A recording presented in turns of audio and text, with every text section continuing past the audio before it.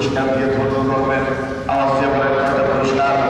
নবীর ভালোবাসা যদি কোনো মানুষের অন্তরে থাকে, নবীর দ্বীনের প্রতি আসমত মাথা, নবীর দ্বীনের প্রতি আত্মসমর্পণের মানুষের যদি কোনো ব্যক্তি লালন করে, আল্লাহ রাব্বুল আলামিন বললে দুটো পুরস্কার দিয়ে বান্দা তোমার ধন্য করব। ইউহিব্বুকুমুল্লাহ নাম্বার 1 আমি আল্লাহ ঘোষণা করলাম। দুনিয়ার কোনো বিশ্ব ভালোবাসাকে বস্তু যা তোমার প্রয়োজন হবে না। স্ত্রী পুত্র পরিবার পরিজন তোমাকে ছেড়ে গেলে কোনো ভয়ের সংজ্ঞা কারণ থাকবে না। আমি আল্লাহ ঘোষণা দিলাম, আমি তোমার এই ভালোবাসার রহমতের ছাদে উঠিয়ে দিলাম।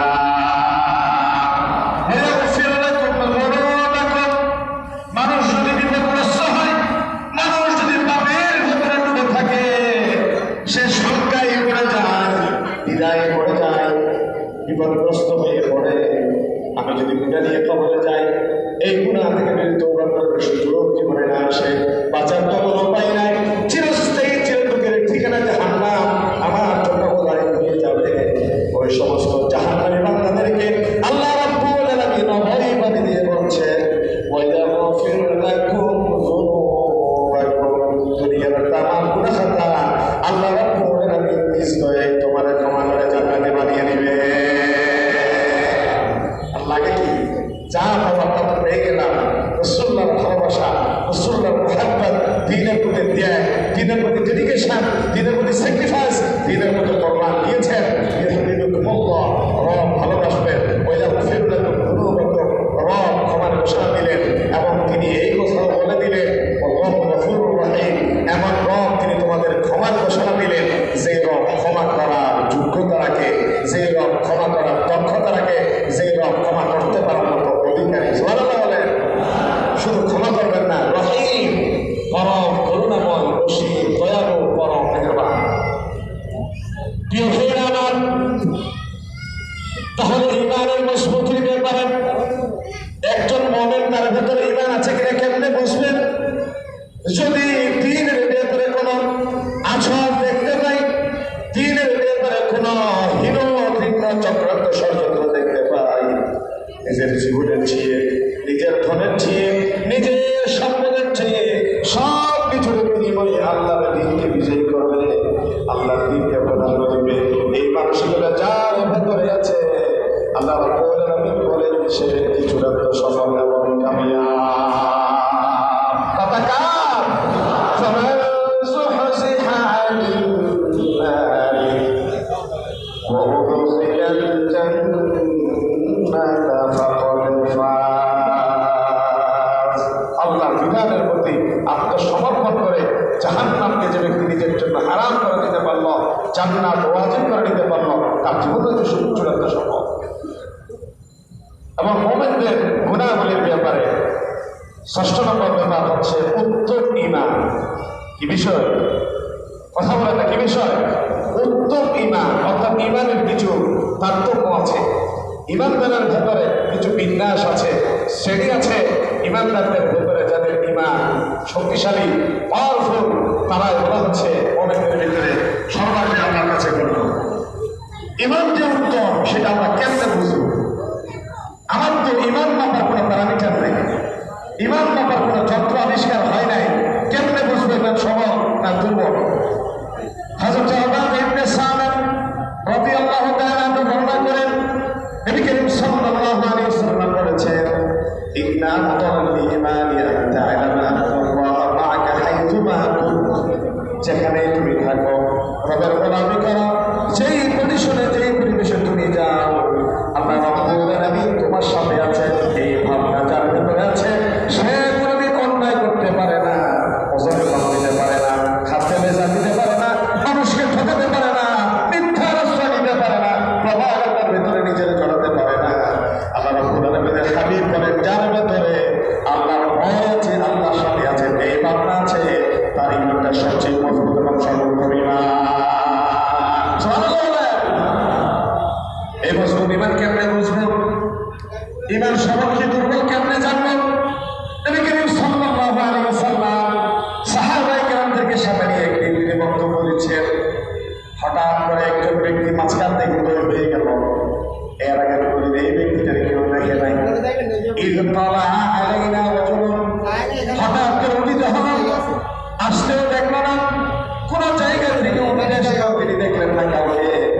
শরীর বায়াতের দিয়া কাপড়গুলো ছিল একেবারে ধবধবে সাদা, শরীর সাওয়াদের শান, চুলগুলো একেবারে কুচকুচে কালো। লা ইয়ারিফুহু মিন্না আহাদুন, আমাদের ভিতরে কেউ তারা ছিল না।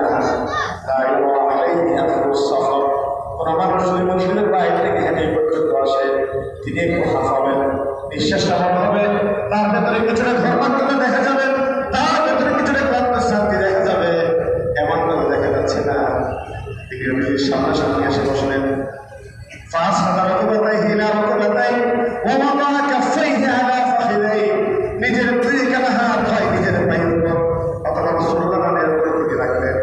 তারপর তিনি জিজ্ঞাসা করলেন, আখবিরনি আনিল ইসলাম, নবী আমার আপনি আমাকে বলেন ইসলাম কাকে বলে? রাসূলুল্লাহ জবাব দিলেন, ইসলামের সংজ্ঞা কি? সংজ্ঞাটা শোনার পরে আগন্তুক ব্যক্তি আমার নবীকে বললেন, সাদাক্তা, আপনি সত্য বলেছেন। কথা বোঝা যায়? বললেন না সবাই, কথা বোঝা যায়? আমার নবীর সামনে এসে একজন আগন্তুক প্রশ্ন করলেন, ঈমান কাকে বলে? জবাব দিলেন। জবাব শোনার পরে তিনি বলছেন, সত্য বলেছেন।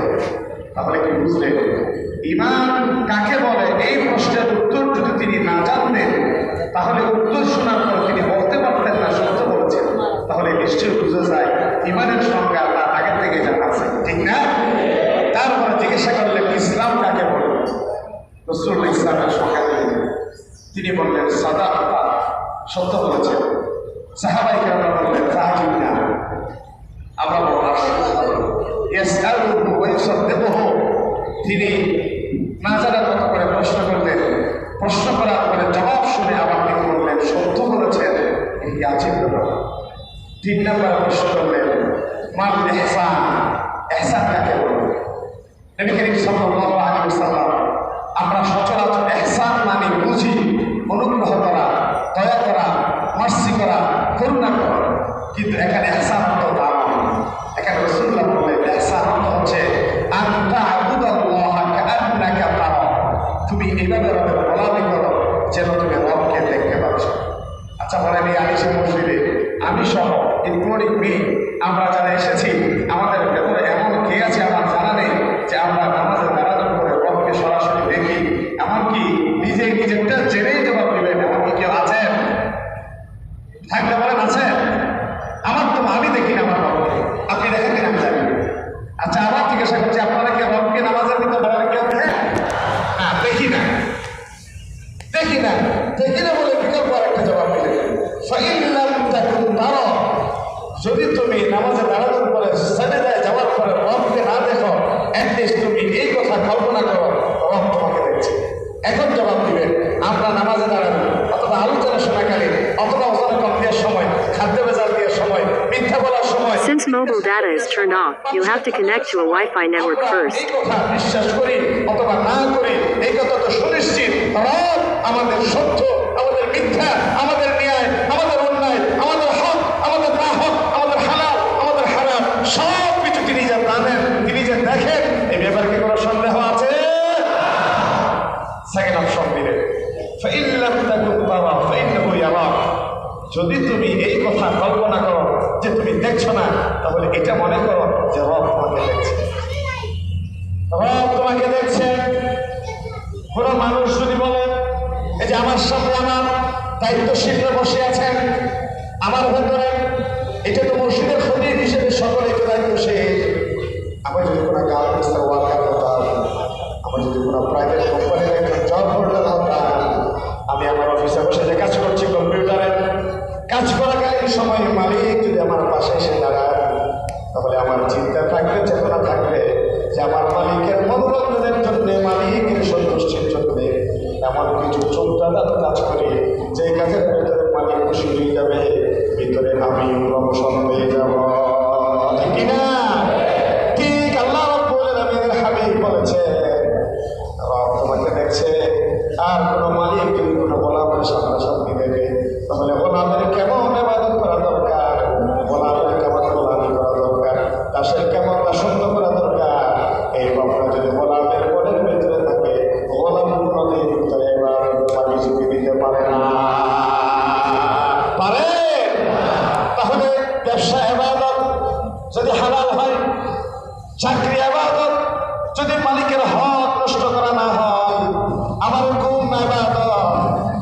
সুন্নাত তরিকা মেনে নেওয়া হয়, আমার রাস্তায় হাঁটা ইবাদত যদি সুন্নাত তরিকা অনুসরণ করা হয়, এই আলোচনাটা ইবাদত যদি আমার আলোচনার ভেতরে কোনো ধরনের রিয়া না থাকে, ইন্টেনশন না থাকে, তাহলে আমার সারাটা জীবনের সব কিছু আল্লাহ রাব্বুল আলামিনের গোলামের ভেতরে রূপ হয়ে যাবে। ঠিক কিনা বলে? সারা জীবনের সমস্ত কাজ যদি আল্লাহর গোলামের ভেতরে বন্ধ হয়ে যায়, আর কাজটা যদি এমন হয় আমার আল্লাহ কি বলেছেন, আমার রাসূল কি করেছেন, এই দুই মানদণ্ডের বাইরে যাবে না, তাহলে এই বান্দার ইন্তেকালের পরে এই জমিনের 60 থেকে 70 বছর হায়াতের জবাবদিহিতার ব্যাপারে কি কোনো ভয় থাকার কথা? কারণ এই বান্দা সকল কাজের শুরুতে যখন তিনি কোনো কাজে আত্মনিয়োগ করেন, মনোনিবেশ করেন, এই ভাবনা তার ভিতরে জাগ্রত ছিল,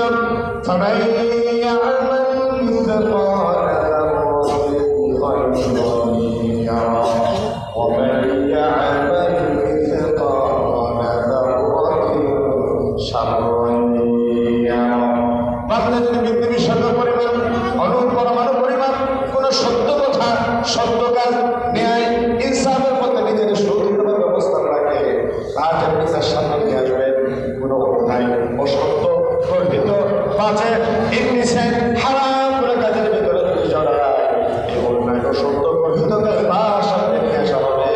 আমার রক্তে আমাকে বইদের মাধ্যমে সামনে দিয়ে বলবেন, ইকরা কিতাবাক কাফা বিনাফসিকা আল-ইয়াওমা আলাইকা হাসিবা।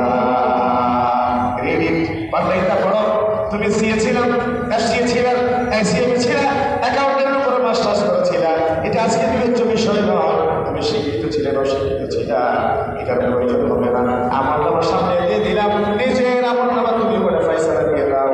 এই আমল নামা যিনি করেছে তিনি কি টানে যাবেন না বামে যাবে? বান্দা খেয়াল করে বলবেন, মা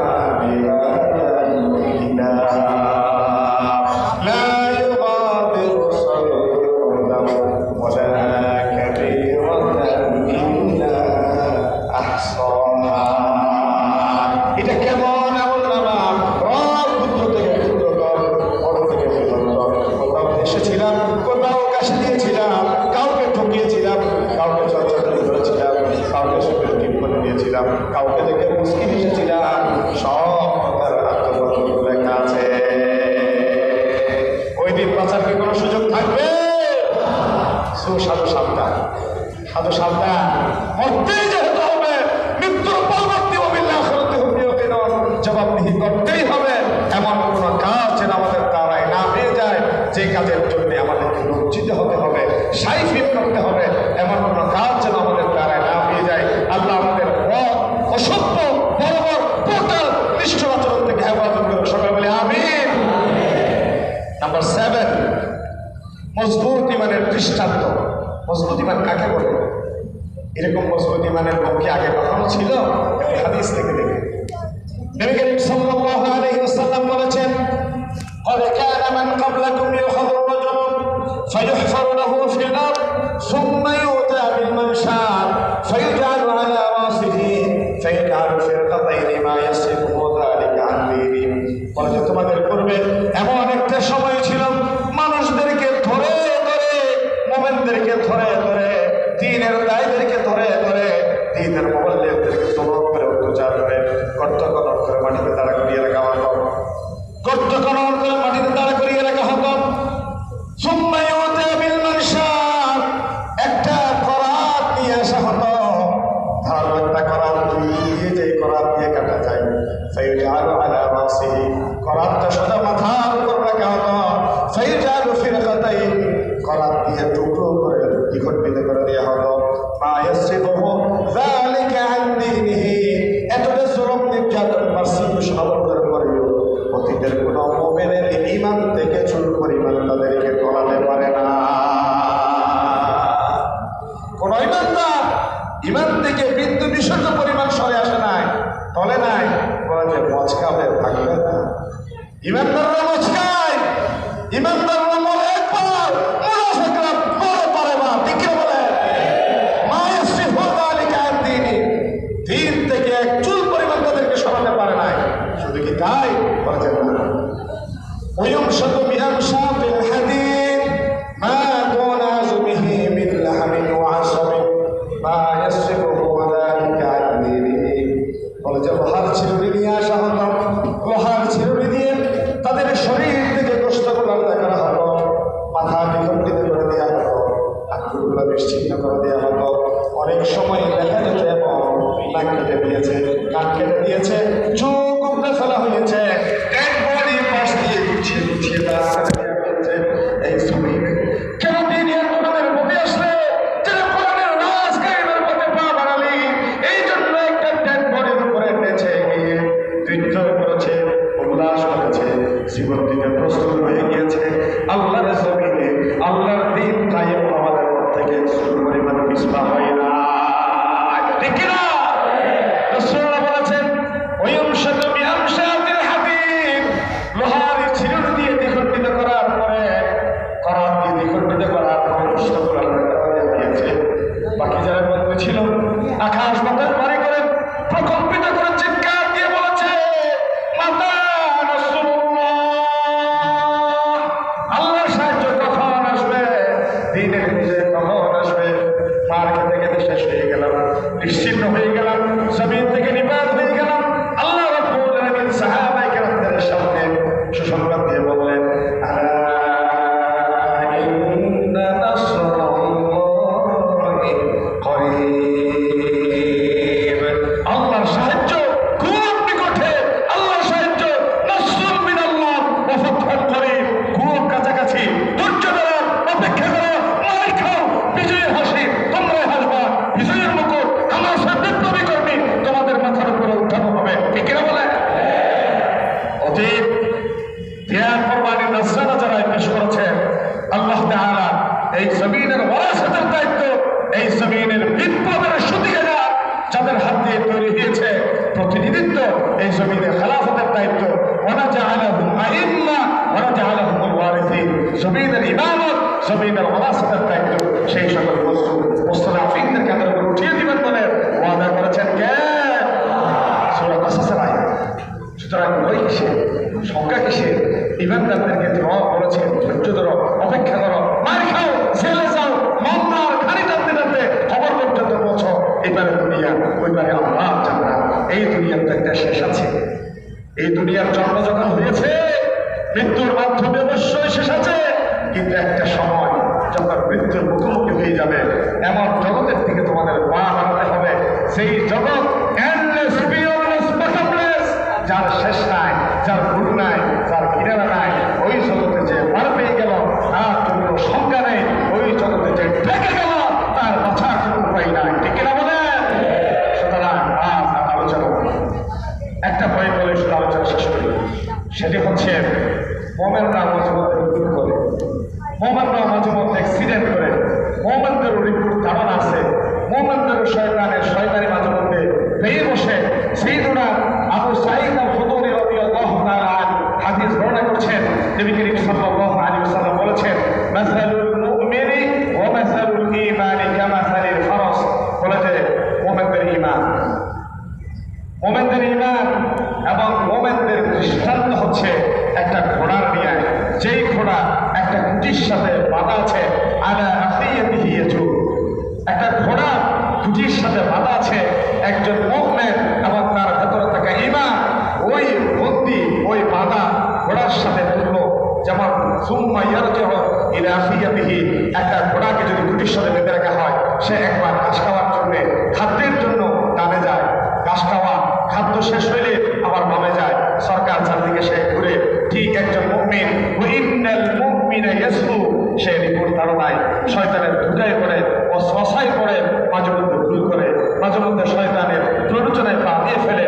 সুম্মা ইয়ারজিউ ইলাল ঈমান, আবার ভুল করার পরে সে বুঝে নেয় যে রব আমাদেরকে বলেছেন ইন্নাল হাসানাতি ইউযহিবনাস সাইয়্যাত, তোমার যদি কোনো আনইনটেনশনালি কোনো ভুল হয়ে যায়, আনমাইন্ডফুলি কোনো অন্যায়, অসতর্কবশত কোনো ভুল হয়ে যায়, একটা ভুলের সাথে সাথে তুমি একটা ভালো কাজ করে নাও, একটা ভুলের মাসুদ হিসেবে একটা ভালো কাজ যে কথা করবে, তার কাজের জন্য ভালো কাজটা কাফারা হয়ে যাবে। সুবহানাল্লাহ বলে।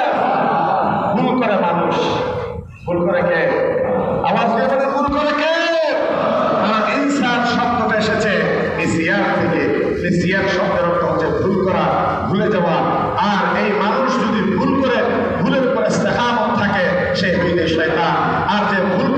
ভুল থেকে তওবা করে রবের দিকে ফিরে আসে সে সুবহানাল্লাহ বলেন।